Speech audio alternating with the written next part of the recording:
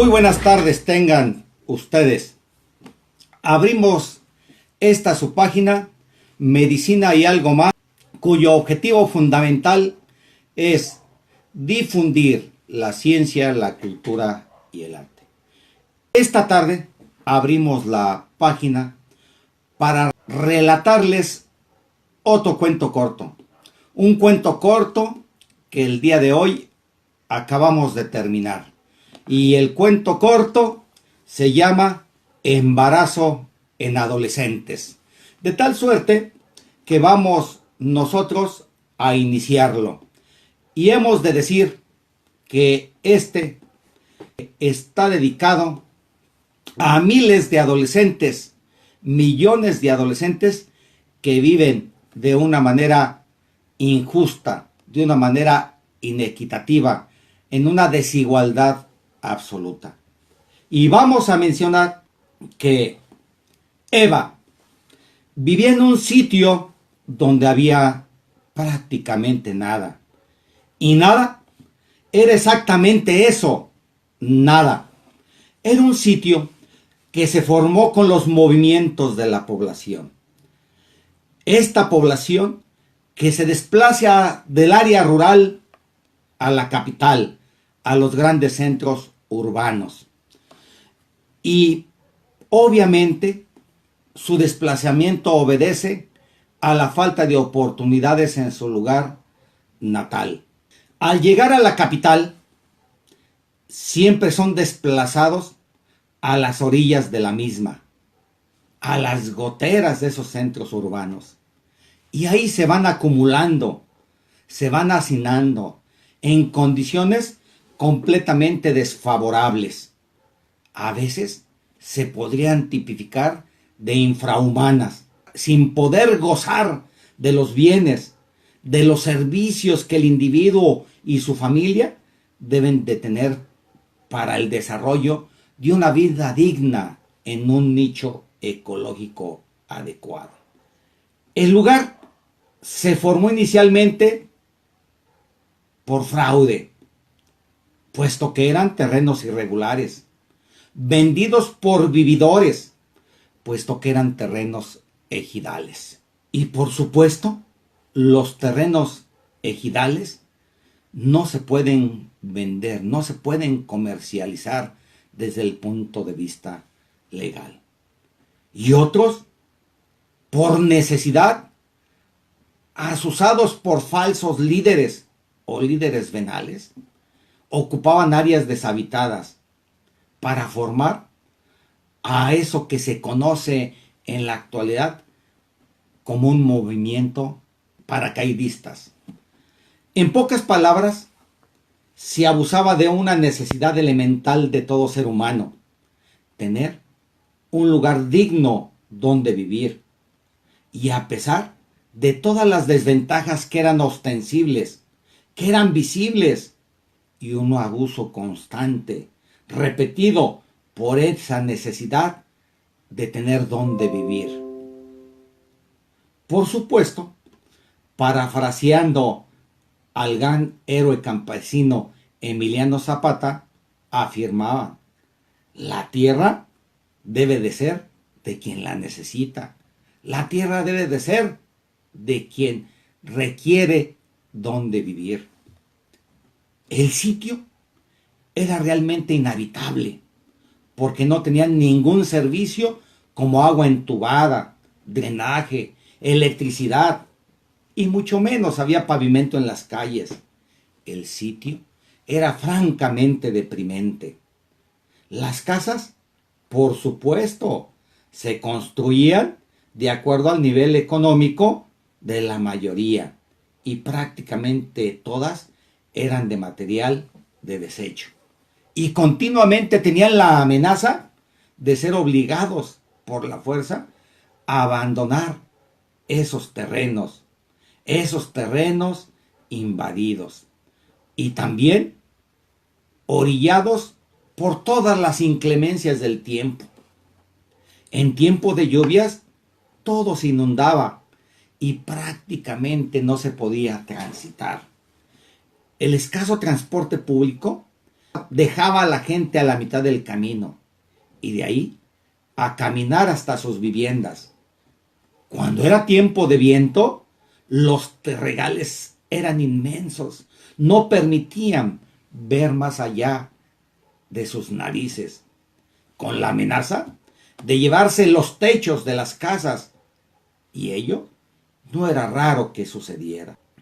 Como no había agua intradomiciliaria, se tenían que hacer grandes filas en hidrantes públicos, escasos hidrantes públicos, desde horas de la madrugada para obtener un poco del preciado líquido. Obviamente, el agua se requería para cubrir las necesidades básicas de la familia. En cuanto a la falta del drenaje, la mayoría de la población cubría la deficiencia construyendo agujeros negros intradomiciliarios y otros simple y llanamente defecaban al aire libre. La luz eléctrica era una vana ilusión. Algunos colonos se organizaban para traerla de distancias muy lejanas, muy grandes, construyendo unos tableros donde los alambres se constituían en un enjambre que no tenían sin ton ni son, dificultando la identificación del propio, constituyéndose así de un riesgo que es permanente. La educación básica, por supuesto, era insuficiente para la población. El nivel de secundaria, en ese entonces solamente había 2 secundarias. Una secundaria de nivel federal y una secundaria técnica, donde cada año había filas interminables para alcanzar un lugar. Y de no lograrlo, las personas, los jóvenes, tenían que acudir a las escuelas muy lejanas. Y eso muchas veces consumía el escaso ingreso familiar. Y si no, simple y sencillamente, no se estudiaba. El servicio médico público prácticamente no existía. Es decir, la seguridad social era solo un sueño fallido. Y la realidad era francamente traumática. La población estaba abandonada a su suerte. Y por supuesto, la población de ahí se podría clasificar de una manera franca y era en extrema pobreza. La madre de Eva es lo que se conoce actualmente como madre soltera. Muy joven, muy joven, se enamoró en su lugar natal y cuando su pareja se enteró de ese embarazo, simplemente desapareció. La madre de Eva tuvo que salir de su localidad viajando a la ciudad para esconder el producto de sus pasiones, con una visión de esa doble moral que existe en la sociedad, en sociedades retrógradas. Y así es como llega Eva al mundo. Un par de años después, en la fábrica donde trabajaba la madre de Eva, conoce a quien hoy es la figura paterna de la familia. Se enamora ciegamente y decide formar su familia con este personaje, que solamente tenía 3 pequeños defectos. Era muy celoso, era desconfiado y, tal vez lo más grave, presentaba conductas violentas reiteradas. Actualmente, la familia de Eva se encuentra constituida por su madre, su padrastro y 2 hermanas menores envueltos en una disfunción familiar, producto de un ambiente violento, las celotipias y desconfianzas, por supuesto, de la figura paterna de la casa. La familia de Eva vive en una colonia que lleva por nombre las chocitas, caracterizada por ser terrenos irregulares, calles mal trazadas, las viviendas prácticamente de una sola pieza, con una cocina a un lado, a cielo abierto, con un techo de material de segunda mano, que apenas se los puede cubrir. Y por supuesto, como habíamos comentado, sin ningún servicio intradomiciliario. Por supuesto, la tensión en la familia de Eva podría sentirse en el medio ambiente, producto de las características de los tutores de la familia. Una madre sumisa, abnegada, y un padrastro con problemas mentales arraigados e inveterados. Y por supuesto que implicaba y generaba deformaciones en los menores de la casa, que siempre estaban sujetos a una violencia intrafamiliar de manera cotidiana. Es decir, Eva pertenecía a una familia francamente disfuncional, y el aire que se respiraba en ese hogar era francamente irrespirable.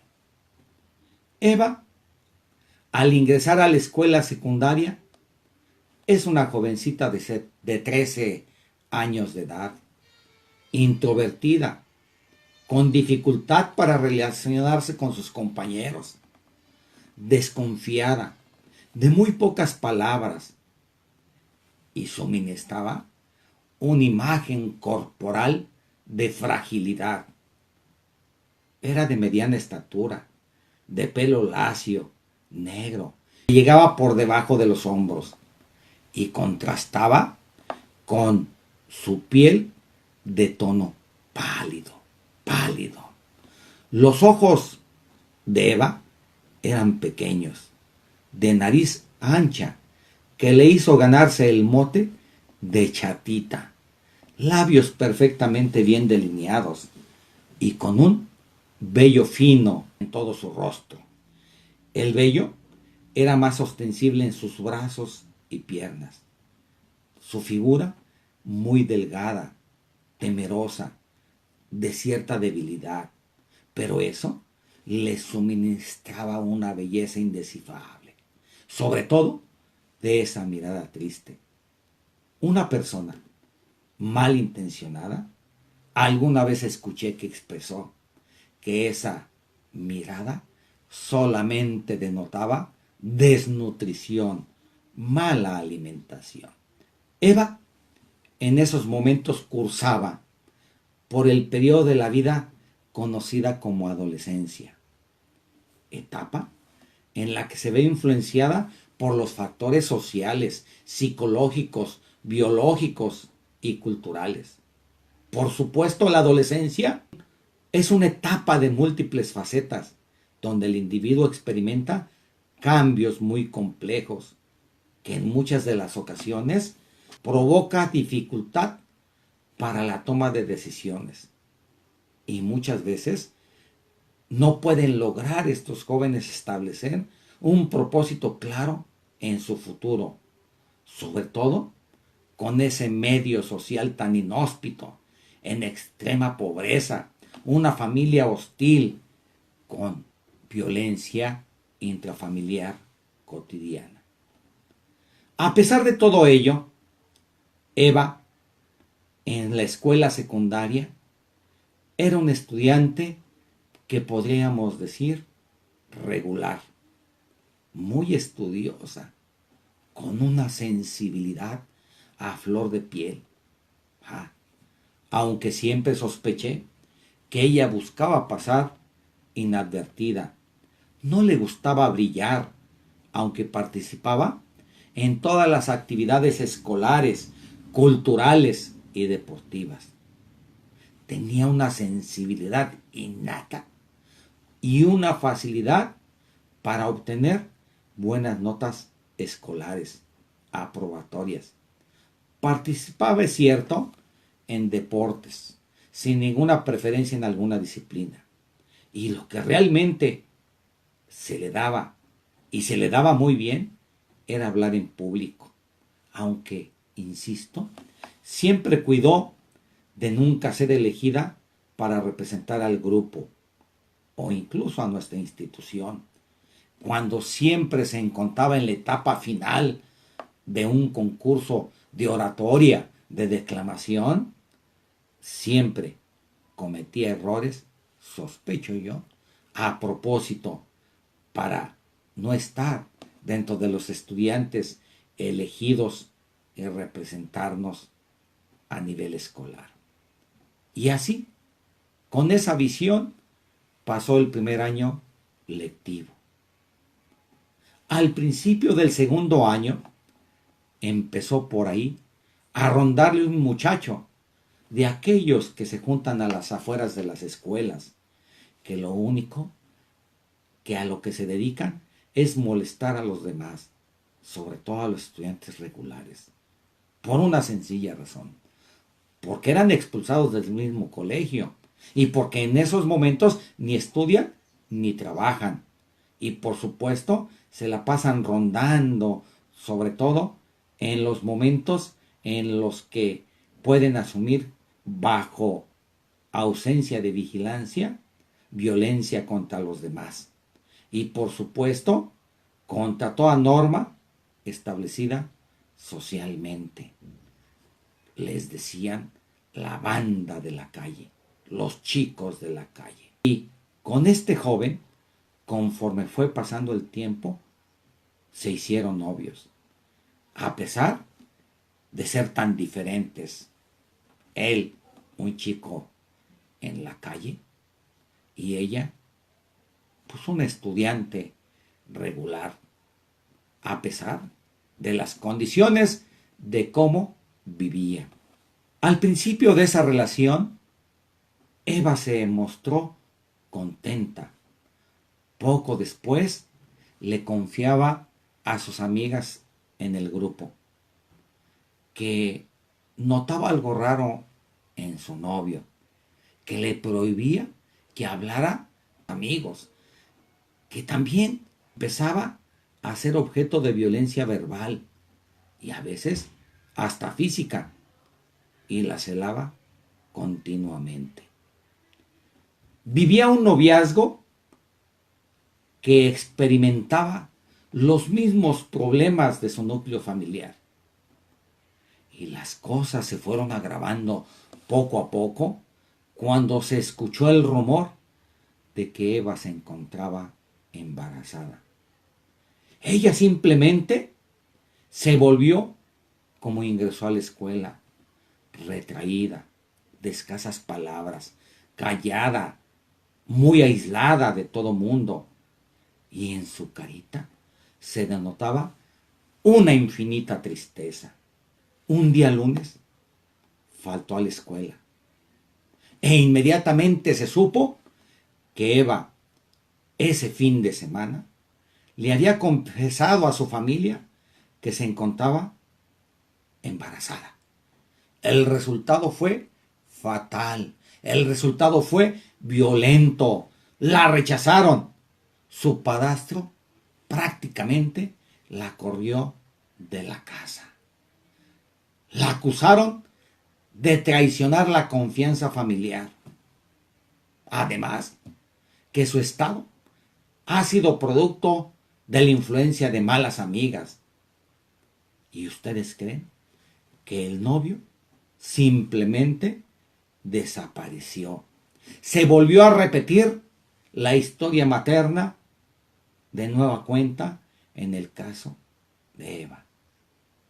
También, al faltar unos días a la escuela, poco después se supo que la madre de Eva la aceptó nuevamente en su hogar, a pesar de los pleitos continuos con su pareja.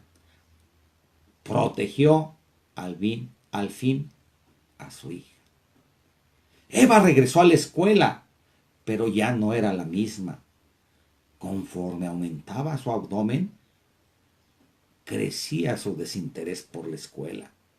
Pero sobre todo, se veía notablemente enferma. Se apreciaba En su carita, su cuerpo y extremidades se encontraban hinchadas. Frecuentemente se quejaba que tenía dolor de cabeza intenso, que no se le quitaba con nada. Y además se quejaba también que le zumbaban los oídos. Y así avanzó su embarazo. Y un día, casi a finales de su embarazo, se supo que tuvo convulsiones, crisis convulsivas por la noche. La llevaron de urgencia a un hospital cercano. Fue intervenida quirúrgicamente de urgencia. El médico que la atendió diagnosticó una enfermedad que lleva por nombre eclampsia. Pero además, en el transcurso de su atención, tuvo una falla hepática. Llegó al coma y Eva murió. Murió el binomio madre y producto. En la escuela fue una conmoción. Todos se enteraron, todos acudieron a las exequias de Laura. Todos, una buena cantidad, lloraron su muerte.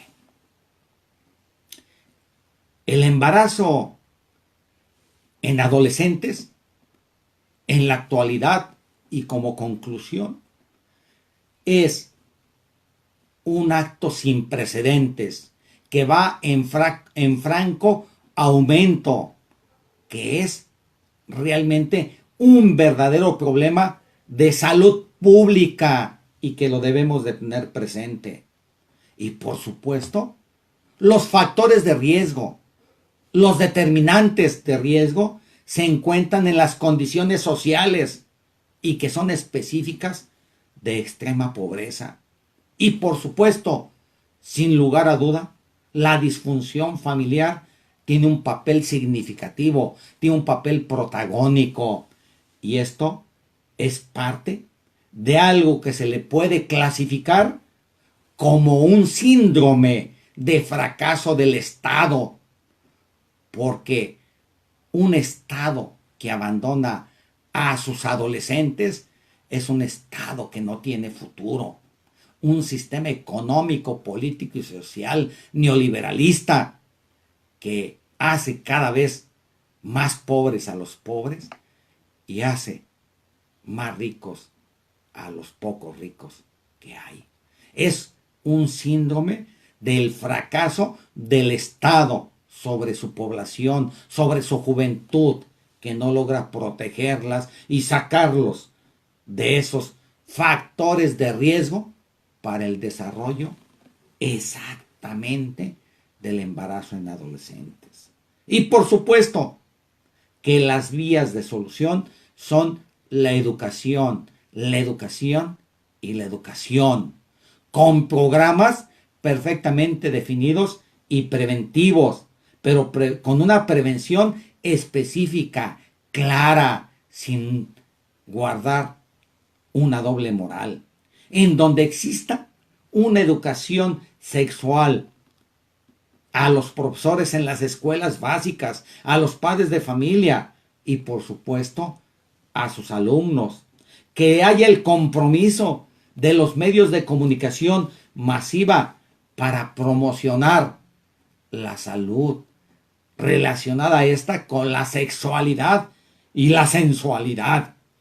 También un manejo expedito de la adolescente embarazada y que tenga una ruta inmediata en su manejo en el primer y segundo nivel de atención médica.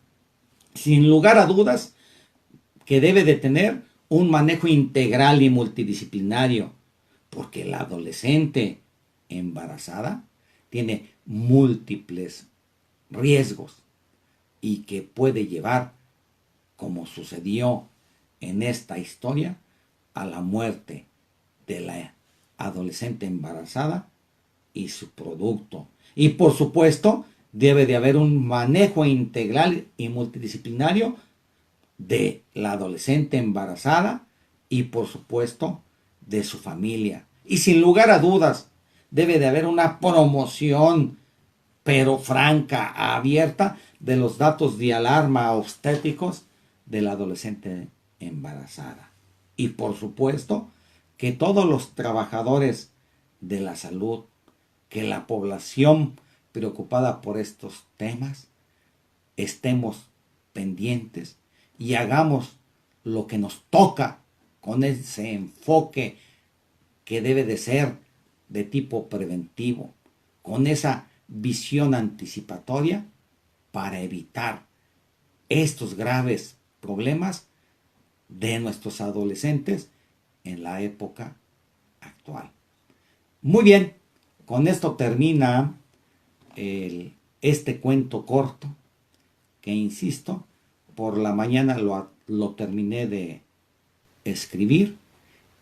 Espero a ustedes les haya llamado la atención y obren a su alrededor, en su ambiente, obren ustedes de acuerdo a su medio a tratar de proteger, a tratar de convencer, a tratar de educar a nuestros jóvenes adolescentes para evitar estos riesgos y para evitar estos problemas de salud que hoy deben de preocupar a nuestra sociedad. Insisto, es alarmante la manera en que van aumentando los embarazos en adolescentes en nuestra comunidad, y debemos de hacer algo. Los que nos dedicamos al área de la salud, los que nos dedicamos al área de la educación, los que estamos preocupados por este grave problema. Pero ya debemos hacer algo, porque por el momento vemos con grave preocupación que prácticamente no se hace nada. Me despido de ustedes de este su programa Medicina y algo más, que tiene el objetivo de promover la ciencia, la cultura y el arte, y su amigo el doctor Ramón Camacho Delgado se despide, y espero que les sea de utilidad estas breves intervenciones y que muevan un poquito la conciencia de todos nosotros, y vuelvo a insistir, en nuestro ámbito, a hacer lo necesario para evitar estos problemas de salud pública y proteger a los más vulnerables en nuestro medio ambiente, los niños, los adolescentes. Hasta la vista, que tengan muy buenas noches y un saludo a todos los que me están escuchando, y espero que promuevan mi página, la página de Medicina y algo más, a cargo de su amigo doctor Ramón Camacho Delgado. Que tengan ustedes muy buenas noches.